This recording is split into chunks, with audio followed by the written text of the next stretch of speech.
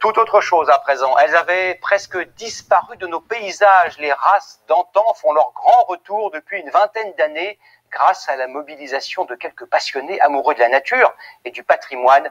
Ces animaux sont certes moins productifs, mais ils contribuent activement à la biodiversité.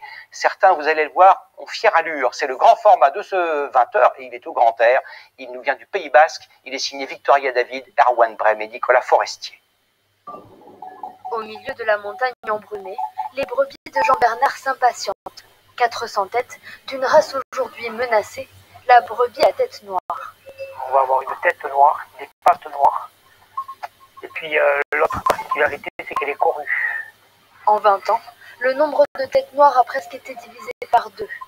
Une brebis rustique, à faible rendement, élevée par quelques centaines de passionnés. Jean-Bernard a repris le troupeau de son père et espère bien transmettre à son tour. Anthony, mon fils. Transmettre l'amour de la race et surtout le goût de faire différemment. Et c'est pas ce qu'on m'a appris à l'école. On va le dire, le terme, c'est répondre à un besoin, à un gros industriel, quoi, essentiellement. Quoi. Produire pour produire. Sans trop chercher à comprendre quelles en sont les conséquences derrière. Alors Jean-Bernard a tout changé pour respecter le rythme naturel de ses brebis.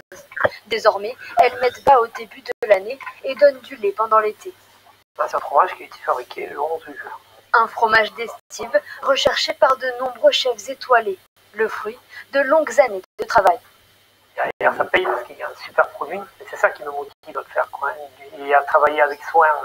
Préférer la qualité, prendre le temps, c'est ce qui a motivé Alain. Il faut qu'elle ait les cornes comme ça, en lire. C'est comme ça qu'elle est jolie. En 2015, cet éleveur remplace ses blondes d'Aquitaine par des vaches Pyrénaïca, élevées la moitié de l'année en montagne. C'était une race qu'il y avait ici, qui a toujours existé. Qui a failli disparaître là, en 20-30 ans.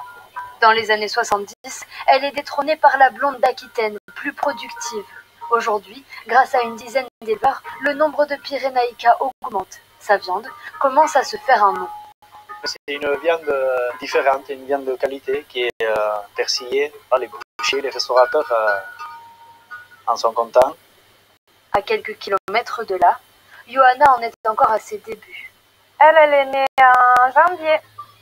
Il y a 2 ans, elle quitte l'audiovisuel pour élever des chèvres pyrénéennes. C'est important de s'installer, surtout quand c'est des ruminants, avec la race locale, parce qu'elles vont justement aller manger tout ce qu'il y a sur ce territoire-là. Elle aussi menacée d'extinction il y a 40 ans, la race est désormais plébiscitée, tout comme ses fromages, produits à petite échelle. Je ne m'attendais pas à ce que ça soit aussi facile. Je me donnais 1 an pour un peu taper le terrain, voir des marchés s'il y avait besoin. Mais la partie est loin d'être gagnée. En France, près de 150 races locales sont aujourd'hui menacées d'abandon.